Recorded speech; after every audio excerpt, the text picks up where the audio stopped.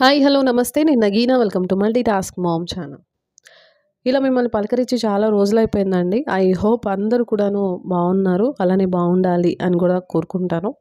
And ఈరోజండి ఈ video ఇక్కడ చూడండి, గార్డెన్ అప్డేట్ ఇచ్చి చాలా రోజులైపోయింది మీకు.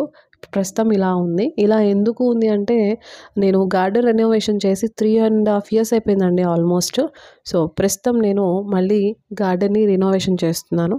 యాక్చువల్గా మనం ప్రతిరోజు కూడాను పైపైన క్లీనింగ్ అనేది చేసుకుంటూ ఉంటాము. డీప్ క్లీనింగ్కి వెళ్ళము. నా ఎక్స్పీరియన్స్ ప్రకారం అండి, గార్డెన్ని మనం డీప్ క్లీనింగ్ అనేది ఎవ్రీ ఒక 2 ఇయర్స్కి ఒకసారి అనేది చేసుకుంటూ ఉండాలి. సో మెయింటెనెన్స్ అనేది చాలా ఇంపార్టెంట్. టెర్రస్ పైన పెంచుకుంటున్నాం కాబట్టి కొన్ని మన ముఖ్యమైన పాయింట్స్ అనేవి మన మైండ్లో పెట్టుకొని అది చేస్తూ ఉండాలి తూచా తప్పకుండా.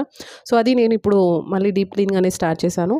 ఈ వీడియో మెయిన్గా చేయడానికి రీజన్ అండి, ఆల్రెడీ మొక్కలు పెంచుతున్న వాళ్ళు కానివ్వండి, లేదా కొత్తగా గార్డెనింగ్ స్టార్ట్ చేసిన వాళ్ళకి కానివ్వండి, ఉపయోగపడుతుందనే కాన్సెప్ట్తో ఈ వీడియో నేను షేర్ చేస్తున్నాను. అయితే ఈరోజు ఈ వీడియో కేవలం గార్డెన్ అప్డేట్కి సంబంధించి మాత్రమే.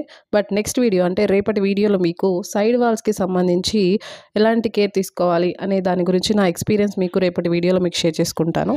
సో ఈరోజుకి ఇంతే. నేను మళ్ళీ నెక్స్ట్ వీడియోలో కలుస్తాను. Until then bye. Thanks for watching.